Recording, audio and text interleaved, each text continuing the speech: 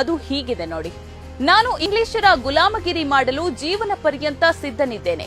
ಆದ್ರೆ ದಲಿತರಿಗೆ, ಹಿಂದುಳಿದವರಿಗೆ, ಮುಸ್ಲಿಮರಿಗೆ ಸರಿ ಸಮಾನ ಅಧಿಕಾರ ಕೊಡೋದಾದ್ರೆ ನನಗೆ ಅಂತಹ ಸ್ವಾತಂತ್ರ್ಯವೇ ಬೇಡ ಅಂತ.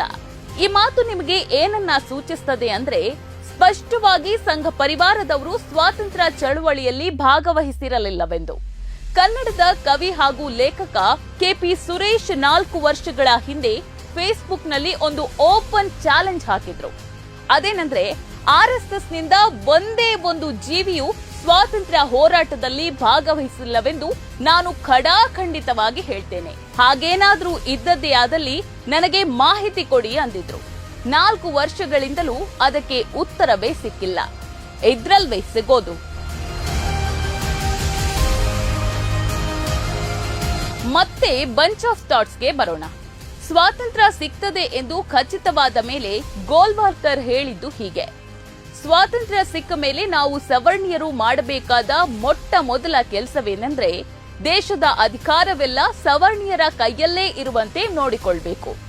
ರಾಜಕೀಯದಲ್ಲಿ ಮಾತ್ರವಲ್ಲ, ನ್ಯಾಯಾಂಗದಲ್ಲಿ, ಅಧಿಕಾರಶಾಹಿಯಲ್ಲಿ, ಪತ್ರಿಕಾ ರಂಗದಲ್ಲಿ ಎಲ್ಲೆಡೆಯೂ ಸವರ್ಣೀಯರು ತೂರಿಕೊಳ್ಬೇಕು. ಕೆಳಜಾತಿಯವರು ಮೇಲೆ ಬರದಂತೆ ಅಡೆತಡೆ ನಿರ್ಮಿಸಬೇಕು. ಅದಕ್ಕಾಗಿ ಮೊಟ್ಟ ಮೊದಲು ಕೆಳಜಾತಿಯವರಿಗೆ ಉನ್ನತ ಶಿಕ್ಷಣ ಸಿಗದೇ ಇರುವಂತೆ ನಾವು ನೋಡಿಕೊಳ್ಬೇಕು ಅಂತ. ಭಾರತವನ್ನ ಆಳಿದ ಬಹುತೇಕ ಎಲ್ಲಾ ಪಕ್ಷಗಳು ಅವರು ಹೇಳಿದ್ದನ್ನ ಚಾಚೂ ತಪ್ಪದೆ ಪಾಲಿಸುತ್ತಿದೆ.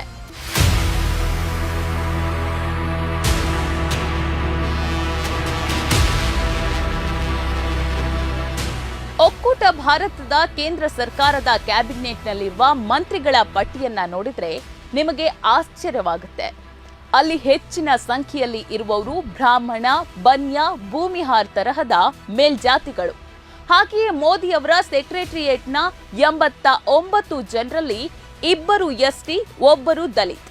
ಹಾಗೆಯೇ ಕರ್ನಾಟಕದ ಪ್ರಮುಖ ಪತ್ರಿಕೆಗಳಲ್ಲಿ ಮೇನ್ ಸ್ಟ್ರೀಮ್ ಚಾನೆಲ್ಗಳ ಸಂಪಾದಕ ಹುದ್ದೆಗಳು ಬ್ರಾಹ್ಮಣರದ್ದೇ ಆಗಿದೆ.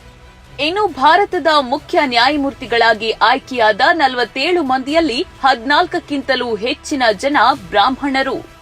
ಮುಂದುವರೆದು ಗೋಲ್ವಾಲ್ಕರ್ ಮಕಾಲೆ ಮಾದರಿಯ ಸರ್ಕಾರಿ ಶಾಲೆಗಳನ್ನ ಮುಚ್ಚಿಸಬೇಕು, ಸ್ಕಾಲರ್ಶಿಪ್ಗಳನ್ನ ನಿಲ್ಲಿಸಬೇಕು, ಕೆಳಜಾತಿಯವರ ಆರ್ಥಿಕ ಮೂಲಗಳನ್ನ ನಾಶ ಮಾಡಬೇಕು. ಕೆಳಜಾತಿಯವರ ಆರ್ಥಿಕ ಶಕ್ತಿಯನ್ನ ನಾಶ ಮಾಡಬೇಕಾದ್ರೆ ಹಳ್ಳಿಯ ಆರ್ಥಿಕತೆಯ ಮೂಲ ಸೆಲೆಯಾದ ಕೃಷಿಯನ್ನ ಮತ್ತು ಗೃಹ ಕೈಗಾರಿಕೆಗಳನ್ನ ಮೊದಲು ನಾಶ ಮಾಡಬೇಕು. ಹಳ್ಳಿಯ ಜಮೀನುಗಳನ್ನೆಲ್ಲ ಸವರ್ಣೀಯರ ಜಮೀನುದಾರರ ಕೈವಶವಾಗುವಂತೆ ನೋಡಿಕೊಳ್ಬೇಕು. ಕೆಳಜಾತಿಯವರು ಯಾವಾಗಲೂ ಸವರ್ಣೀಯರ ಮುಂದೆ ಕೈಕಟ್ಟಿ ನೆಲ ನೋಡ್ತಾ ಗುಲಾಮರಾಗಿ ನಿಲ್ಲುವಂತೆ ಸಾಮಾಜಿಕ ಸ್ಥಿತಿ ನಿರ್ಮಿಸಬೇಕು ಅಂತ. ಈ ಥಾಟ್ ಮಾಡಿರುವ ಅಪಾಯವನ್ನ ನಾನು ಬಿಡಿಸಿ ಹೇಳಬೇಕಿಲ್ಲ. ಇವತ್ತಿಗೂ ಭಾರತದ ದೊಡ್ಡ ದೊಡ್ಡ ಉದ್ಯಮಗಳಲ್ಲಿ ಇರುವವರು ಮೇಲ್ಜಾತಿಯವರು. ಅವರಿಗೆ ಅವರು ಕೇಳಿದ ಜಾಗದಲ್ಲಿ ಬಡ ರೈತರಿಂದ ಭೂಮಿಯನ್ನ ಕಿತ್ತುಕೊಂಡಾದ್ರೂ ಸರಿ, ಸಾವಿರಾರು ಎಕರೆ ಕೊಟ್ಟು ಬಿಡ್ತಾರೆ. ಸರ್ಕಾರಿ ಶಾಲೆಗಳನ್ನ ದುರ್ಬಲಗೊಳಿಸಿ ಬಡ ಮಕ್ಕಳನ್ನ ಶಿಕ್ಷಣದಿಂದ ವಂಚಿತರನ್ನಾಗಿ ಮಾಡಲಾಗ್ತಿದೆ. ಕ್ರೈಸ್ತ ಮಿಷನರಿಗಳು ಕೊಡುವ ಶಿಕ್ಷಣಕ್ಕೂ ಕಲ್ಲು ಹಾಕಲು ಮತಾಂತರ ನಿಷೇಧ ಕಾಯ್ದೆ ತಂದು ಬಿಟ್ಟಿದ್ದಾರೆ.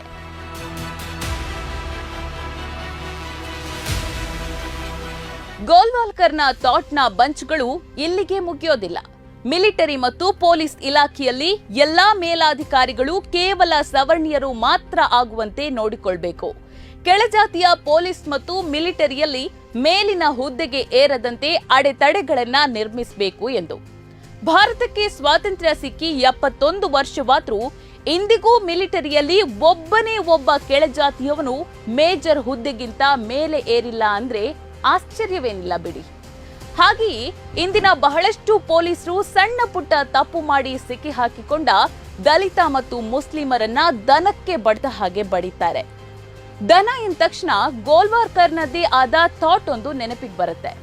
ಕೆಳಜಾತಿಯವರ ಮಕ್ಕಳು ದಷ್ಟಪುಷ್ಟವಾಗಿ ಬೆಳೆಯದಂತೆ ಮೊದಲು ನೋಡಿಕೊಳ್ಬೇಕು. ಅವರು ಯಾವಾಗ್ಲೂ ಅಪೌಷ್ಟಿಕತೆಯಿಂದ ಬಳಲುತ್ತಿರುವಂತೆ ಮಾಡಬೇಕು. ಅವರು ಸಣ್ಣ ವಯಸ್ಸಿನಲ್ಲೇ ರೋಗ ರುಜಿನದಿಂದ ಸಾಯುವಂತಾಗಬೇಕು. ದನ, ಎಮ್ಮೆ, ಕೋಣದ ಮಾಂಸ ಅತ್ಯಂತ ಪೌಷ್ಟಿಕ ಮತ್ತು ಅಗ್ಗ ಆಗಿರೋದ್ರಿಂದ ಕೆಳಜಾತಿಯವರನ್ನ ಅದನ್ನ ತಿಂದು ದಷ್ಟಪುಷ್ಟರಾಗಿ ಬೆಳೆಯಬಹುದು ಅಂತಾರೆ. ಗೋಲ್ವಾಲ್ಕರ್ನ ಥಾಟ್ನ ಭಾಗವಾಗಿ ಕಳೆದ ವರ್ಷ ಸರ್ಕಾರ ಗೋಹತ್ಯೆ ನಿಷೇಧ ಕಾಯ್ದೆಯನ್ನ ಜಾರಿಗೆ ತಂದಿತು. ಭಾರತದ ರಾಜ್ಯಗಳಲ್ಲಿ ಗೋಹತ್ಯೆ ನಿಷೇಧ ಕಾನೂನು ತಂದು ದನದ ಮಾಂಸವನ್ನ ರಫ್ತು ಮಾಡುವಲ್ಲಿ ಭಾರತ ವಿಶ್ವ ಚಾಂಪಿಯನ್ ಆಗಿರೋದು ಅಲ್ವೇ? ಇವೆಲ್ಲ ನೋಡ್ತಿದ್ರೆ ಈ ದೇಶವು ಮೇಲ್ನೋಟಕ್ಕಷ್ಟೇ ಸಂವಿಧಾನದ ಅಡಿಯಲ್ಲಿ ನಡೆಯುತ್ತಿದೆ, ಆಳದಲ್ಲಿ ಬಂಚ್ ಆಫ್ ಥಾಟ್ಸ್ ನ ಮೂಲಕ ನಡೆಯುತ್ತಿದೆ ಅನಿಸ್ಬಿಡತ್ತೆ. ನೋಡ್ತಾ ಇರಿ ಸಮ ಸಮಾಜಕ್ಕಾಗಿ ಕನ್ನಡ ಒನ್ ನ್ಯೂಸ್. ನಮಸ್ಕಾರ.